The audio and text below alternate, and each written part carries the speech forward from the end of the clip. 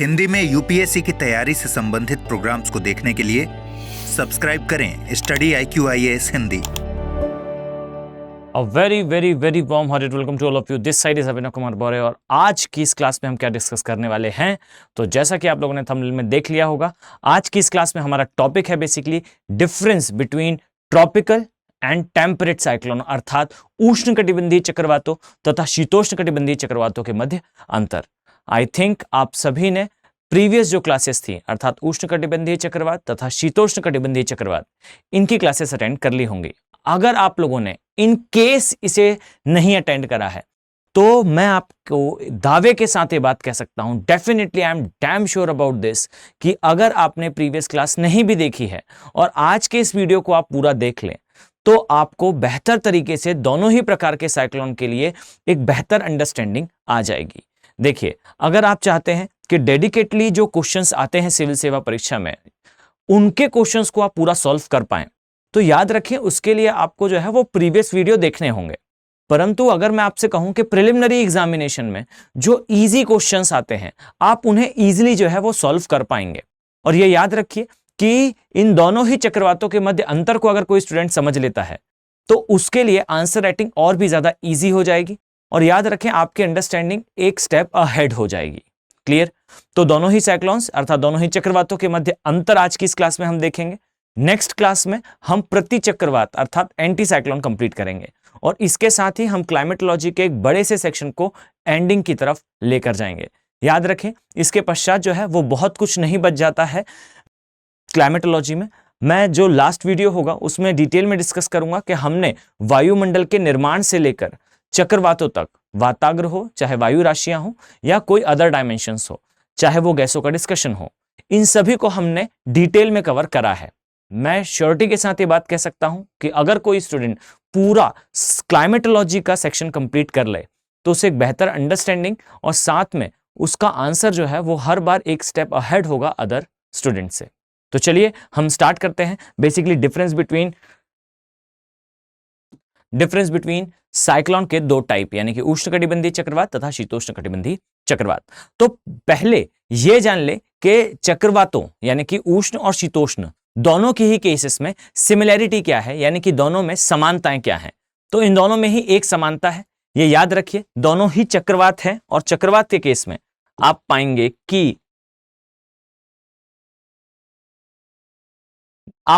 कि दोनों ही चक्रवात उत्तरी तथा दक्षिणी गोलार्ध में इनमें एक समानता है कि इन दोनों का ही केंद्र जो है वो निम्न वायुदाब का क्षेत्र है तथा आसपास जो है वो उच्च वायुदाब का क्षेत्र है तथा पवनें उच्च वायुदाब से निम्न वायुदाब की ओर चलती हैं। यानी कि दोनों ही चक्रवातों में आप पाएंगे कि पवनें जो है वो केंद्र की ओर प्रवाहित हो रही हैं तथा इनके प्रवाह की दिशा भी, यानी कि ये क्लॉकवाइज मैनर में अंदर जाएंगी या एंटी क्लॉकवाइज मैनर में अंदर जाएंगी, इनका क्रम जो है वो समान है।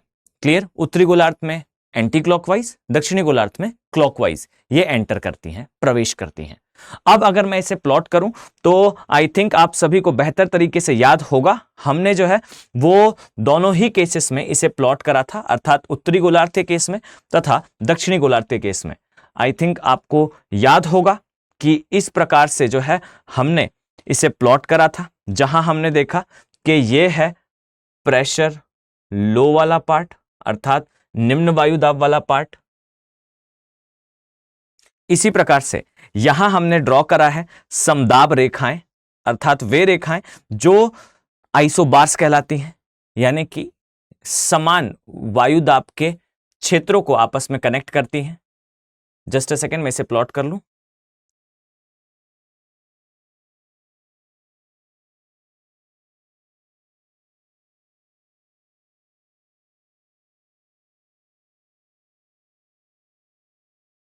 अब याद रखें कि आपको इन आइसोबार्स को कुछ रेटिंग देने की आवश्यकता होगी, यानी कि ऐसा ना करें कि विदाउट रेटिंग आप इसे छोड़ दें।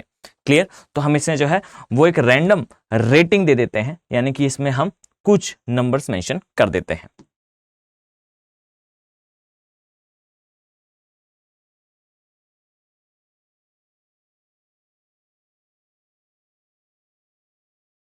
अब याद रखिए यहां पर जो हवाओं की दिशा होगी उत्तरी तथा दक्षिणी गोलार्ध में, जैसा मैंने पहले बताया, उत्तरी गोलार्ध में जो है ये एंटी क्लॉकवाइज होंगी और दक्षिणी गोलार्ध में क्लॉकवाइज होंगी।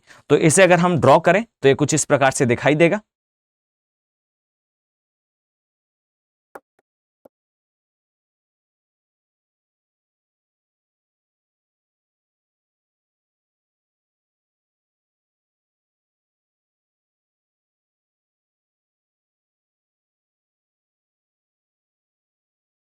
इस प्रकार से।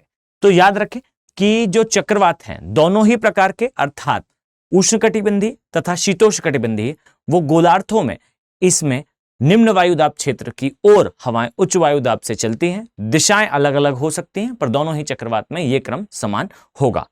अब यहां से हम अलग अलग पॉइंट में इसे देखेंगे। याद रखें सबसे पहले हम इसका कंपैरिजन अर्थात इनके मध्य जो अंतर है इसे पॉइंट वाइज देखना प्रारंभ करेंगे। और सबसे पहला और सबसे इंपॉर्टेंट पॉइंट है इनकी लोकेशन, अर्थात ये होते कहां हैं, अर्थात इनके क्षेत्र को। तो याद रखिए कि क्षेत्र अनुसार यानी कि एरिया अनुसार, तो याद रखिए कि उष्णकटिबंधीय चक्रवात का क्षेत्र कौन सा होगा और शीतोष्णकटिबंधीय चक्रवात का एरिया कौन सा होगा। तो यहां पर याद रखें जो उष्णकटिबंधीय चक्रवात हैं, जस्ट अ सेकेंड, याद रखिएगा उष्णकटिबंधीय चक्रवात हमेशा आपको देखने को मिलते हैं 10 से 30 डिग्री उत्तरी तथा दक्षिणी गोलार्ध के बीच में। और याद रखें इसी प्रकार जो शीतोष्णकटिबंधीय चक्रवात हैं यह आपको देखने को हमेशा मिलेंगे 35 से 65 डिग्री उत्तरी तथा दक्षिणी गोलार्ध में। क्लियर है। अब इसका कारण क्या है तो आप अंतर देखते जाएं, आपको धीरे धीरे करके समझ में आ जाएगा कि इनके वास्तविकता में निर्माण के लिए कौन कौन सी परिस्थितियां जिम्मेदार हैं, जिस कारण वो परिस्थितियां चूंकि सिर्फ उन स्थानों पर देखने को मिलती हैं, यही कारण है कि चक्रवात भी आपको उन स्थानों में देखने को मिलेंगे। तो याद रखें उष्णकटिबंधीय चक्रवात के लिए यह आता है 10 degree north to 30 degree north and 10 degree south to 30 degree south. Clear. अब इसी प्रकार से अगर मैं आपसे कहूं शीतोष्णकटिबंधीय चक्रवात,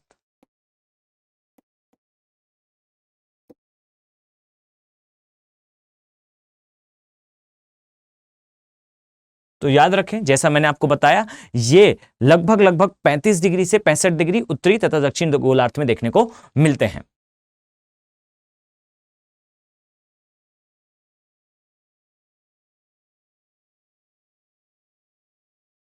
अब इसे मैंने आपको प्लॉट करके वर्ल्ड मैप में बेहतर तरीके से दिखाया था। अगर इसे हम इन अ जनरल मैनर फिर से प्लॉट करना चाहें तो ध्यान से देखिए, आपको हमेशा एग्जाम में जो है वर्ल्ड मैप में इनके एरियाज को प्लॉट करना होगा। आई थिंक आपने प्रीवियस वीडियो में इसे देखा होगा। एक बार मैं कंपाइल्ड मैनर में फिर से आपके लिए ड्रॉ कर देता हूं। तो चलिए देखते हैं वर्ल्ड मैप में कहां पर है। तो इस प्रकार से आप जो है वर्ल्ड मैप ड्रॉ कर सकते हैं। याद रखिएगा विदाउट वर्ल्ड मैप आपका आंसर हमेशा थोड़ा वीक दिखाई देगा। एक सिविल सेवा परीक्षा की तैयारी करने वाले स्टूडेंट को जो है वो बेहतर तरीके से वर्ल्ड मैप डिजाइन करना आना चाहिए। इस प्रकार से आप देखेंगे तो आप पाएंगे, इस प्रकार से आप पाएंगे कि ये जो क्षेत्र है इसे कहा जाता है दक्षिण अमेरिका। इस प्रकार से आप जाएंगे तो इसे कहा जाता है उत्तरी अमेरिका। और याद रखें ये जो है वो ग्रीनलैंड वाला पार्ट है। इसके अलावा यहां आप पाएंगे इस प्रकार से ये है कैलिफोर्निया और इस प्रकार से मध्य अमेरिका कंप्लीट होता है।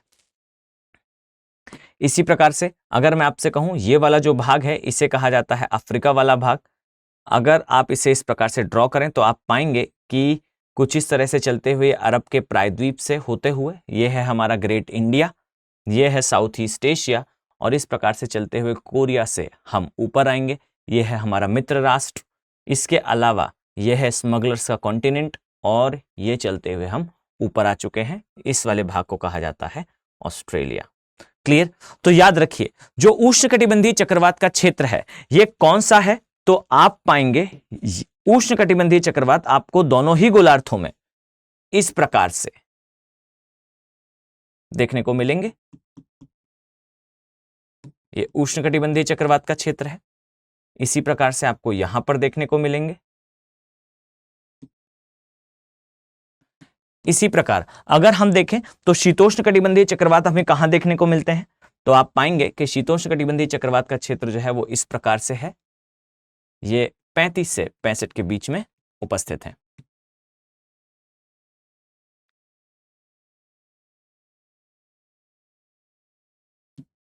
हमने डायग्राम स्केल लेकर नहीं बनाया है, इसलिए बहुत ज्यादा परेशान होने की आवश्यकता नहीं है। एक शैलो रिप्रेजेंटेशन है, एक सतही तौर पर दिखाना है कि वो क्षेत्र कहां पर आते हैं। याद रखें, आपको डायग्राम आवश्यक रूप से बनाने होंगे, अदरवाइज आपका आंसर जो है वो लेस वेट का दिखाई देगा। क्लियर है? तो इस प्रकार से आप इसे इंडिकेट कर पाएंगे। ये हमारे क्षेत्र है। क्लियर है? तो पहला तो डिफरेंस हमें दिखाई दिया इनके एरियाज के रिस्पेक्ट में। ओके, चलिए अब नेक्स्ट डायमेंशन में आते हैं। याद रखिए, अगर मैं आपसे कहूं कि उष्णकटिबंधीय चक्रवातों की दूसरा सबसे महत्वपूर्ण अंतर क्या होता है, तो याद रखिएगा इनकी क्रियाविधि, अर्थात ये कब और कहां और कैसे निर्मित होते हैं। तो याद रखिएगा कि जो इसेंशियल कंडीशन है इनके निर्माण की, उसे हम दो भाग में विभाजित करते हैं। एक तो है कि ये क्रियाविधि कैसी है, यानी कि किस प्रकार से इनका निर्माण होता है। तो याद रखिए कि जो उष्णकटिबंधीय चक्रवात हैं, इनका निर्माण उस ही स्थान पर मिलेगा जहां पर गर्मी तेज हो तथा ITCZ का मूवमेंट हो, यानी कि ये उन क्षेत्रों में ही निर्मित होंगे। हमने जैसा देखा कि 10 से 30 डिग्री के बीच में इनका निर्माण हो सकता है, परंतु इसेंशियली ये तब निर्मित होंगे जब 10 से 30 डिग्री सेल्सियस के बीच में आपको कहीं पर तेज गर्मी दिखाई दे तथा वहां ITCZ उपस्थित हो। अब ITCZ क्या है? इसे कहा जाता है इंटर ट्रॉपिकल कन्वर्जन जोन या फिर अंतरा उष्णकटिबंधीय अभिसरण क्षेत्र। क्लियर? तो ये उष्णकटिबंधीय चक्रवात के लिए तथ्य सही है, तथा शीतोष्णकटिबंधीय चक्रवात के लिए जैसा हमने वीडियोस में पहले देखा है, याद रखिएगा कि सबसे पहली कंडीशन है कि वहां वाताग्र का निर्माण होना चाहिए, और आप सभी को शायद बेहतर तरीके से पता होगा वाताग्र का निर्माण उसी स्थान पर होता है जहां पर अभिसरण हो दो विषम वायु राशियों का। Convergence of two contrasting air masses are called front, अर्थात दो विषम वायु राशियों का एक दूसरे की ओर अभिसरण कहलाता है वाताग्र। तो याद रखिए कि शीतोष्णकटिबंधीय चक्रवात के लिए वाताग्र की उपस्थिति तथा उष्णकटिबंधीय चक्रवात के लिए गर्मी तथा ITCZ की उपस्थिति ये आवश्यक होती है। ये इसी क्रियाविधि का एक महत्वपूर्ण पॉइंट है। तो चलिए इसे देखते हैं। याद रखें, जैसा मैंने आपको बताया इसकी क्रियाविधि, तो उष्णकटिबंधीय चक्रवात के क्षेत्र, इस प्रकार के चक्रवात के लिए अर्थात उष्णकटिबंधीय चक्रवात के लिए इसेंशियल है यहां पर क्या उपस्थित हो? ITCZ। और याद रखिए ITCZ होगा तो बाय डिफॉल्ट यहां पर तापमान कैसा हो जाएगा? उच्च हो जाएगा।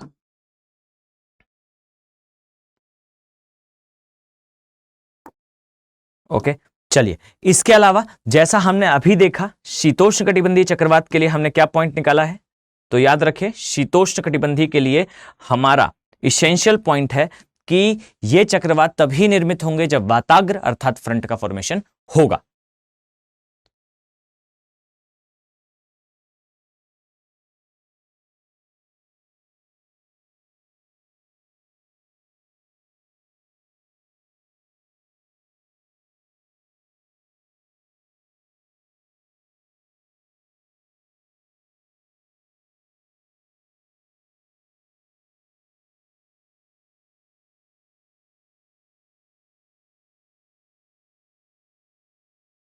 अब यहां जानने योग्य बात है बच्चों, याद रखिएगा कि उष्णकटिबंधीय और शीतोष्णकटिबंधीय चूंकि इनकी क्रियाविधि अलग है, इसीलिए आप पाएंगे कि इन दोनों ही चक्रवातों के बनने में अलग अलग प्रकार की ऊर्जा की आवश्यकता होती है।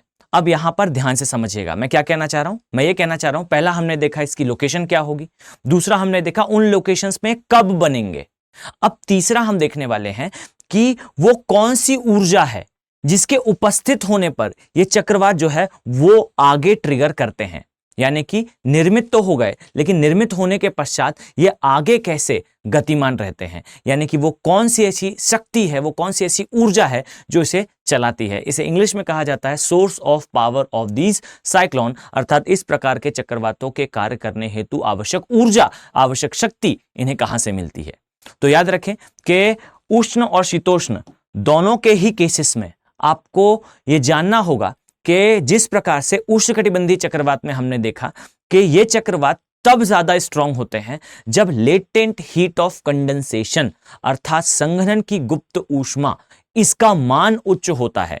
अब क्या होती है संघनन की गुप्त ऊष्मा, तो इसके लिए मैंने जो उष्णकटिबंधीय चक्रवात वाला वीडियो है वहां पर डिटेल में समझाया है कि एग्जैक्टली क्या होती है संघनन की गुप्त ऊष्मा या latent heat of condensation. Clear. तो उष्णकटिबंधीय चक्रवात के केस में जो है वो ये लेटेंट हीट ऑफ कंडेंसेशन होगी।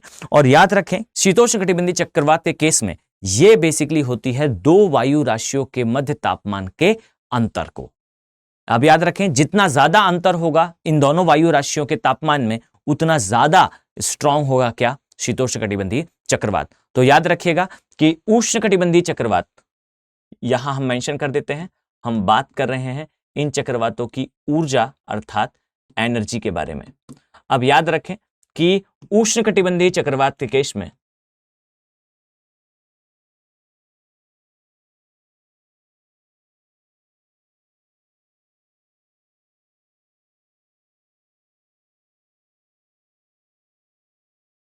संघनन की गुप्त ऊष्मा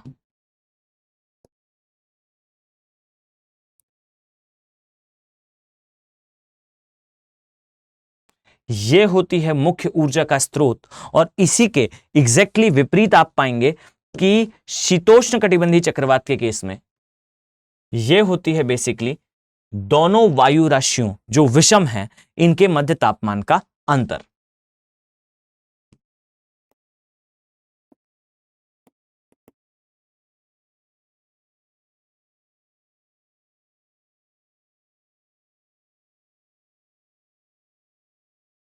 अब यहां याद रखें कि जितना ज्यादा तापमान में अंतर होगा शीतोष्णकटिबंधीय चक्रवात की वायु राशियों के मध्य, ये चक्रवात उतने ज्यादा बड़े होंगे, ये चक्रवात उतने ज्यादा एरिया को कवर करेंगे।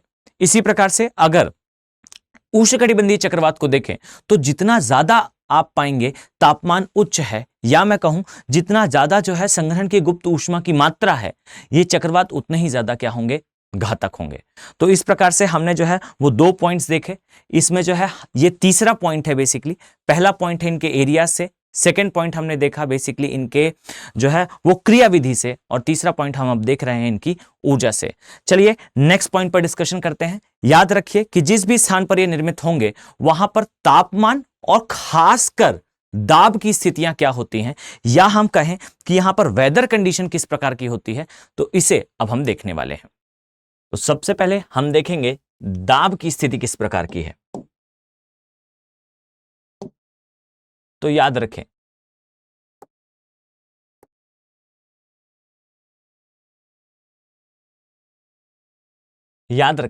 कि उष्णकटिबंधीय चक्रवात के केस में आप पाएंगे कि जो दाब का अंतर है अर्थात जो पवनें केंद्र की ओर आ रही हैं वो अत्यधिक उच्च दाब से अत्यधिक निम्न दाब की ओर आ रही हैं। यानी कि जो केंद्र है वहां पर तापमान अत्यधिक निम्न है तथा आसपास के क्षेत्र में उसके कंपैरिजन में काफी ज्यादा दाब है।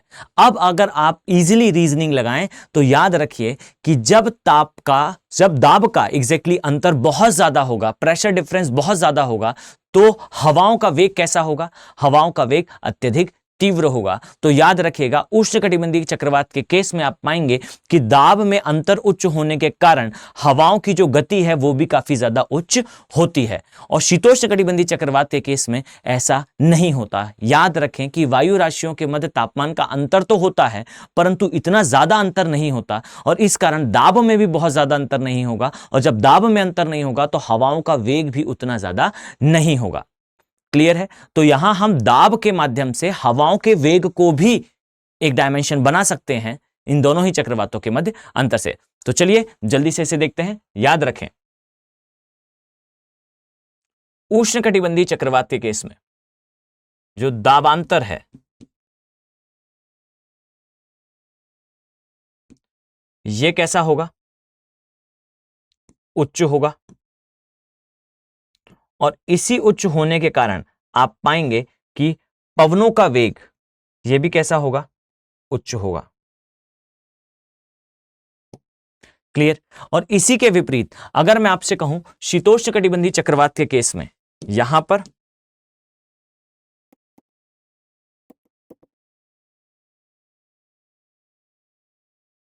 आप पाएंगे कि जो चक्रवात है इसमें दाब का अंतर सामान्य से यानी कि इस स्थिति से काफी निम्न होगा और यही कारण है कि जो पवनें हैं इनका वेग या स्पीड या वेलोसिटी ये कम होगी।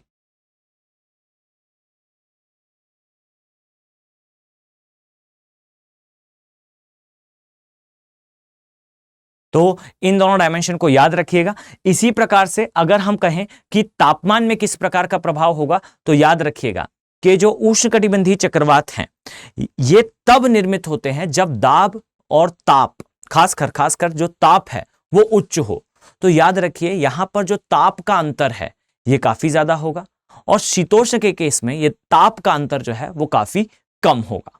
क्लियर है? बहुत अंडरस्टैंडेबल है और आप इसे इजीली यहां से रिलेट कर पाएंगे, इसीलिए मैं बहुत ज्यादा जो है इसे एक्सप्लेन नहीं कर रहा हूं। क्लियर है? चलिए आगे बढ़ते हैं। नेक्स्ट जो पॉइंट है याद रखिएगा, नेक्स्ट पॉइंट हमारा होगा वर्षण का या मैं कहूं वर्षा का। तो चलिए देखते हैं इस पॉइंट को।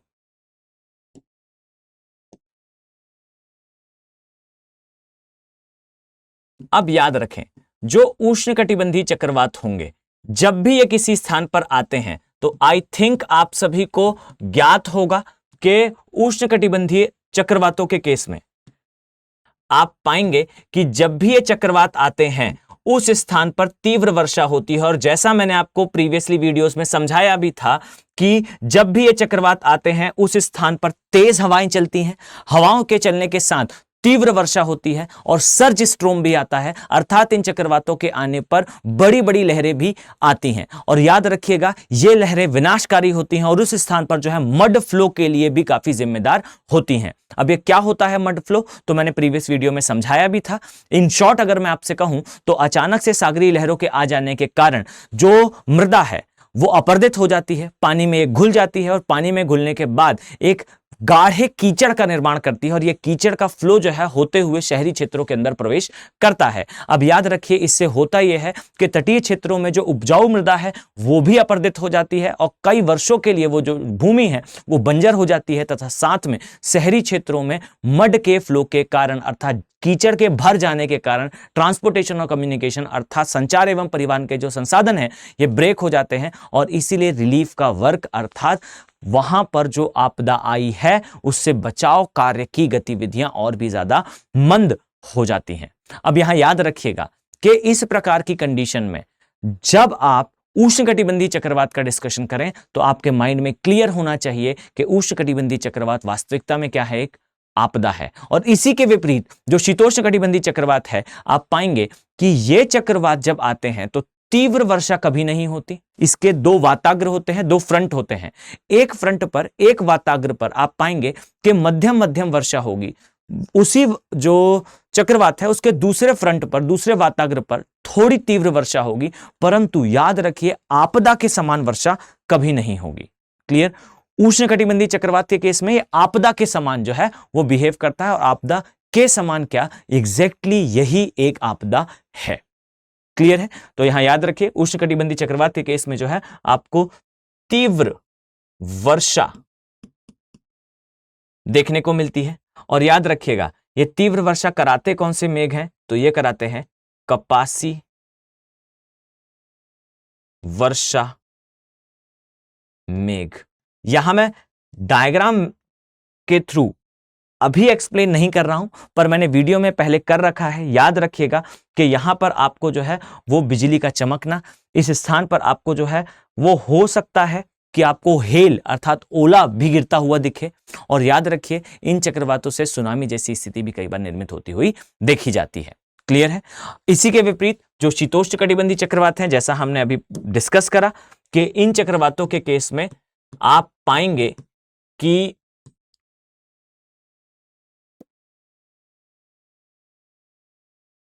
दो स्थानों पर वर्षा होगी। अब यह याद रखें कि अगर आपने इसे वाताग्र के फॉर्म में लिखा है तो याद रखिए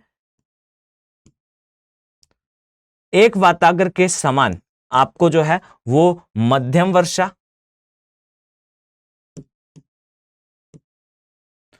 तथा दूसरे वाताग्र के सापेक्ष आपको जो है वो अपेक्षाकृत उच्च वर्षा देखने को मिलेगी। परंतु यहां याद रखें, मैंने तीव्र वर्षा नहीं लिखा है। अब यहां याद रखें कि शीतोष्णकटिबंधीय चक्रवात ये कोई आपदा नहीं है। इसी के विपरीत ये जो चक्रवात हैं इन्हें कहा जाता है ये एक प्रकार की आपदा है। तो इन दोनों ही पॉइंट्स को अपने माइंड में क्लियर रखिए कि उष्णकटिबंधीय चक्रवात एक वाताग्र की तरह जो है वो डील होते हैं और शीतोष्णकटिबंधीय चक्रवात जो है एक प्रकार की मौसमी घटना के तौर पर देखे जाते हैं। आई थिंक आपको ये पॉइंट क्लियर हो चुका होगा। अब हम अगर नेक्स्ट पॉइंट पर जाएं तो याद रखिए कि हम डिस्कस करेंगे अब इन दोनों ही प्रकार के चक्रवातों की संरचना के बारे में। आई थिंक आप सभी को याद होगा हमने इन दोनों के ही वेक्टर डायग्राम्स भी बनाए थे और वेदर डायग्राम भी बनाए थे। अर्थात हमने रेखीय जो डायग्राम होते हैं, जो चित्र होते हैं, ये भी प्लॉट करे थे और साथ में किस प्रकार से पवनों की दिशा होगी इसे भी हमने देख रखा है। तो अगर मैं आपसे कहूं कि उष्णकटिबंधीय चक्रवात के केस में इनकी जो संरचना है, ध्यान से देखिएगा, अगर मैं आपसे कहूं कि उष्णकटिबंधीय चक्रवात की संरचना किस प्रकार की होती है तो आई थिंक आप सभी को बेहतर तरीके से याद होगा। कुछ इस प्रकार से जो है हमने इसका वेक्टर डायग्राम बनाया था जहां हमने एक विशालकाय कपासी वर्षा मेघ को प्लॉट करा था और साथ में हमने जो है वो प्रेशर सेंटर्स भी दिखाए थे। सिंबॉलिकली मैं डायग्राम यहां पर बना देता हूं। अगर आप डिटेल में वो डायग्राम देखना चाहते हैं तो आप उस डायग्राम को जो है वो उस वीडियो में और मेरी टेलीग्राम आईडी से डाउनलोड कर पाएंगे। टेलीग्राम आईडी जो है वो मैं यहां मेंशन कर देता हूं, याद रखें, अभिनव बोहरे ज्योग्राफी। ये मेरी टेलीग्राम आईडी है। आप इस आईडी से जो है वो आज की और प्रीवियस जितनी भी पीडीएफ्स हैं वो सारी पीडीएफ्स डाउनलोड कर पाएंगे। क्लियर है? तो चलिए इससे एक बार जो है वो ड्रॉ करते हैं। याद रखिएगा कुछ इस प्रकार से दिखता है। ये जो है हमारी सागरीय सतह है और याद रखें कि अभी मैं नेक्स्ट पॉइंट में समझाऊंगा भी कि जो उष्णकटिबंधीय चक्रवात हैं ये केवल और केवल सागरों में ही उत्पन्न होते हैं। तो याद रखिए ये सागरीय सतह है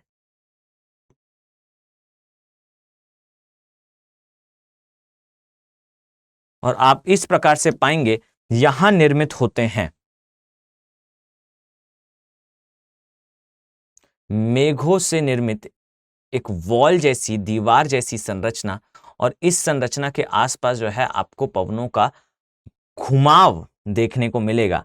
और याद रखिए कि ये जब केंद्र की ओर बढ़ती हैं तो इनकी दिशा अलग अलग हो सकती है परंतु परिणाम हमेशा एक जैसे होंगे, जहां पर पवने उच्च वायु दाब से इस प्रकार से चलते हुए जो है ये ऊपर की ओर जा रही हैं और ऊपर जाके डिस्पर्स हो जाती हैं अर्थात टर्न ले लेती हैं इस प्रकार से।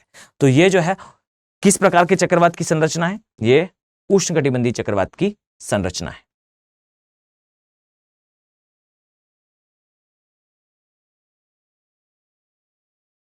चलिए इसी प्रकार से अगर मैं आपसे कहूं कि शीतोष्णकटिबंधीय चक्रवात के लिए हमारा वेक्टर डायग्राम क्या होता है तो यहां ध्यान से देखिए।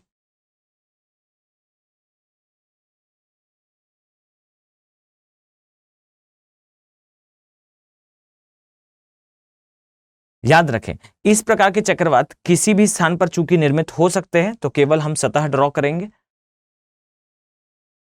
और याद रखें कि यहां आपको दो वाताग्र देखने को मिलते हैं। जैसा हमने प्रीवियसली देखा, एक वाताग्र इस प्रकार का होता है, दूसरा वाताग्र जो है इस प्रकार का होगा। और याद रखें कि दोनों ही वाताग्र के केस में जो है पवनों का प्रवाह होता हुआ आपको दिखाई देगा। एक स्थान पर जो है आपको इस प्रकार से पवनें जाती हुई दिखेंगी, एक स्थान पर आपको जो है वो पवनें इस प्रकार से मूव होती हुई दिखाई देंगी। आपको अलग अलग वायु राशियां अलग अलग स्थान पर देखने को मिल सकती हैं। यहां अगर मैं कहूं एक वायु राशि है तो इस प्रकार से यहां दूसरी वायु राशि होगी और इस प्रकार से यहां पर फिर से पहली वायु राशि होगी। चूंकि ये एक स्केलर फॉर्म में राउंड शेप में उपस्थित होते हैं। क्लियर है? अगर आपको ये समझ में ना आ रहा हो तो एक बार जो है शीतोष्णकटिबंधीय चक्रवात वाला पार्ट देख लें, आप बेहतर तरीके से समझ पाएंगे कि किस प्रकार से निर्मित है। और इसे और भी बेहतर तरीके से समझने के लिए एक बार आप वाताग्र वाला वीडियो आवश्यक रूप से देख लें। ये कोर कंसेप्चुअल पार्ट है। मेरी बात ध्यान से समझिएगा कि ये, अगर मैं आपसे कहूं कि सिविल सेवा परीक्षा के कुछ सबसे टफ सब्जेक्ट्स में से एक होता है क्लाइमेटोलॉजी। याद रखें, पूरी ज्योग्राफी टफ नहीं होती, इसमें क्लाइमेटोलॉजी जो है वो सबसे टफ पार्ट होता है। लेकिन अगर कोई स्टूडेंट इसकी बेहतर अंडरस्टैंडिंग ले आए तो याद रखिएगा ये वो पार्ट होता है जो आपके सिलेक्शन को इंश्योर कर सकता है। तो हमेशा प्रयास करें, हमेशा कोशिश करें कि आप जो है वो कंसेप्चुअल पार्ट को पहले समझ ले। एक बार आप कंसेप्चुअल पार्ट समझ लेंगे, आपको दूसरी बार जो है वो किसी भी प्रकार के एमसीक्यू के लिए अलग से रेडीनेस लाने की आवश्यकता नहीं होगी। चलिए हम आगे बढ़ते हैं। अब लास्ट दो अंतर बचते हैं। एक अंतर है कि निर्मित होने के पश्चात जो उष्णकटिबंधीय चक्रवात हैं ये किस दिशा में प्रवाहित होते हैं, और जो शीतोष्णकटिबंधीय चक्रवात हैं ये किस दिशा में प्रवाहित होते हैं। तो याद रखिएगा, जो उष्णकटिबंधीय चक्रवात हैं ये अपनी उत्पत्ति के पश्चात हमेशा आपको देखने को मिलेगा कि पूर्व से पश्चिम की ओर प्रवाहित होते हैं। और इसी प्रकार से हम अगर देखें शीतोष्णकटिबंधीय चक्रवात को, तो याद रखिएगा ये पश्चिम से पूर्व की दिशा में प्रवाहित होते हैं। अगर आपने प्रीवियस वीडियो देख रखे हैं तो आपको बेहतर तरीके से पता होगा इनका कारण क्या है। याद रखिएगा कि जो उष्णकटिबंधीय चक्रवात हैं, उष्णकटिबंधीय क्षेत्र में चलने वाली जो पछुआ पवनें हैं या व्यापारिक पवनें हैं, जो खासकर आई रिपीट, जो व्यापारिक पवनें हैं, इन व्यापारिक पवनों के प्रवाह में आकर जो है ये पूर्व से पश्चिम की ओर प्रवाहित होते हैं। इसी के विपरीत आप पाएंगे जो शीतोष्णकटिबंधीय चक्रवात हैं ये एग्जैक्टली पछुआ पवनों के प्रभाव में आकर ये पश्चिम से पूर्व की दिशा में प्रवाहित होते हैं। तो याद रखिएगा कि इनकी जो दिशा होती है,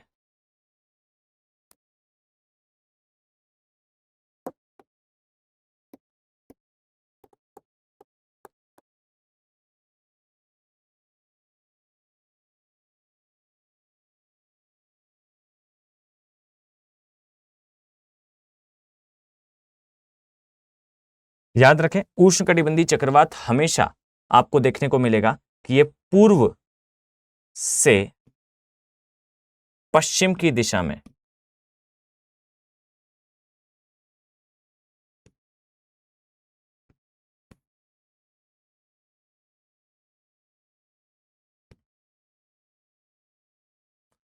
प्रवाहित होते हैं, अर्थात मूव करते हैं।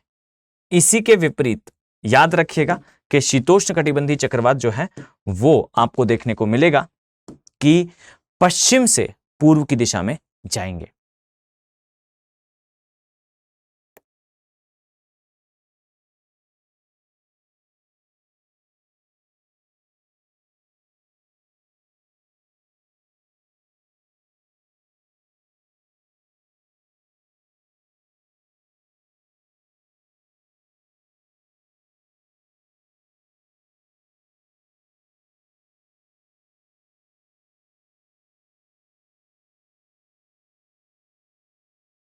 अब आपको यह याद रखना है कि पूर्व से पश्चिम की ओर और पश्चिम से पूर्व की ओर इनके प्रवाह का कारण क्या है। तो यहां याद रखिए इनके प्रवाह का कारण है व्यापारिक पवनें।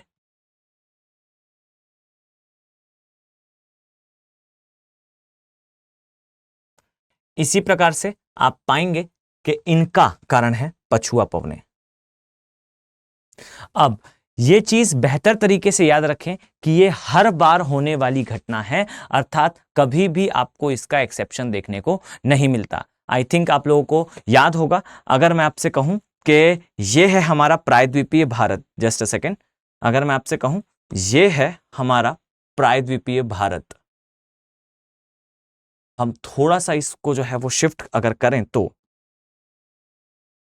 याद रखें कि इस प्रकार से आप पाएंगे कि अगर मैं कहूं यहां पर अगर किसी चक्रवात का निर्माण हुआ है तो याद रखिए चक्रवात निर्मित होने के पश्चात जो है वो इस प्रकार से गति करेगा, और जब ये इस प्रकार से गति करेगा तो याद रखिएगा कि ये हमारे पूर्वी घाट के क्षेत्र को आवश्यक रूप से हिट करता हुआ दिखाई देगा। और भी ये भी याद रखें कि ये हल्के से ऊपर की दिशा में, अर्थात प्रवाहित होने के क्रम में ये थोड़े से नॉर्थ की तरफ टिल्टेड होते हैं। इसी प्रकार कभी कभार आपको गुजरात वाले क्षेत्र में भी चक्रवात की हिटिंग देखने को मिलती है। तो ये होता है हमारा चक्रवात का एक और डायमेंशन। और ये याद रखिएगा, अब हम मूव करने वाले हैं लास्ट अंतर की ओर, लास्ट डिफरेंस की ओर। याद रखें कि जो शीतोष्णकटिबंधीय चक्रवात हैं और उष्णकटिबंधीय चक्रवात हैं, इन दोनों के लिए जो इसेंशियल कंडीशंस हमने पहले देखी, इसके अलावा एक डायमेंशन और होता है। याद रखें कि उष्णकटिबंधीय चक्रवात हमेशा गर्मी के समय आपको निर्मित होते हुए दिखेंगे, वो भी सागरी सतह पर।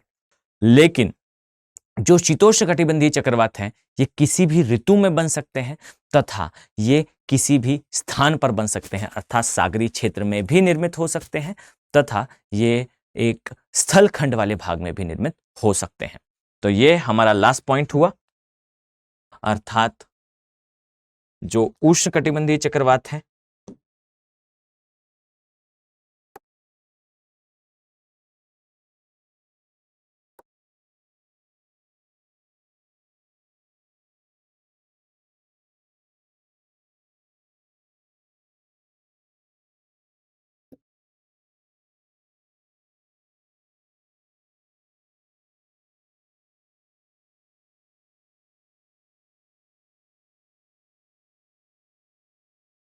इसी के विपरीत आप पाएंगे जो शीतोष्णकटिबंधीय चक्रवात हैं, ये आपको देखने को मिलते हैं किसी भी ऋतु में, किसी भी स्थान पर, अर्थात सागरी भी हो सकता है और साथ में स्थलखंड भी हो सकता है।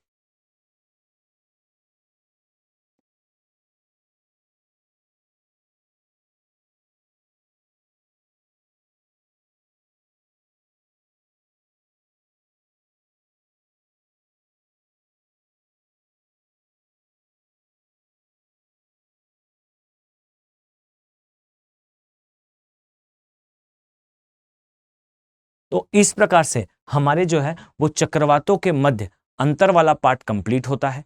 अब याद रखिए कि हमने स्टार्टिंग से इसमें जो है वो अंतर्स के अलग अलग डायमेंशन देखे। पहला हमने जो है इसमें समानता देखी और समानता के पश्चात जो है हमने इसके अलग अलग पार्ट को कवर करा। स्टूडेंट्स, अब जो है हम क्लाइमेटोलॉजी के अंतिम चरणों में पहुंचने वाले हैं। शायद इसके बाद एक प्रतिचक्रवात वाला पार्ट है वो बचा हुआ है, एक वो पार्ट हम कंप्लीट करेंगे और इसी के साथ जो है एक पार्ट हमारा और भी है जिसमें जो है अलग अलग प्रकार के बायोम का निर्माण होता है, खासकर जो दाब पेटियां हैं इनके शिफ्टिंग से। तो मैं प्रयास करूंगा कि हम पहले जो है वायु दाब की पेटियों को एक बार फिर से रिवाइज कर लें, एक बार फिर से देख लें। प्रतिचक्रवात के केस में इन वायु दाब पेटियों को हम एक बार प्लॉट कर लेंगे और प्लॉट करने के पश्चात जो है वो हम इनके शिफ्टिंग अर्थात इनके स्थानांतरण से जिस बायोम का निर्माण होता है उस बायोम को देखेंगे। तो आई होप आपको ये वीडियो पसंद आया होगा। अगर आप यहाँ तक आए हैं तो मैं दावे के साथ कह सकता हूँ कि ये वीडियो आपके लिए इंफॉर्मेटिव रहा है। तो अपने कमेंट जरूर जाने से पहले मेंशन करें। आपका कमेंट जो है हमें मोटिवेट करेगा आगे इसी प्रकार के वीडियोस को बनाने में। तो कमेंट में अपने सुझाव दें या आप ये बता सकते हैं कि आप किस और वीडियो में जो है वो किस और टॉपिक पे आप वीडियोस चाहते हैं। मैंने वैल्यू एडिशन सीरीज में काफ़ी सारे वीडियो अपलोड करे हैं। अगर आप वहां जाकर उन वीडियोस को देखते हैं तो अपने सुझाव ज़रूर दें, जिससे हमें और भी ज़्यादा आइडियाज़ मिले या फिर और भी ज़्यादा सुझाव मिले किसी टॉपिक को कवर करने के लिए। तो चलिए मिलते हैं नेक्स्ट वीडियो में। Have a very nice day. Thank you. Hindi में यूपीएससी की तैयारी से संबंधित प्रोग्राम्स को देखने के लिए सब्सक्राइब करें स्टडी IQ IAS हिंदी।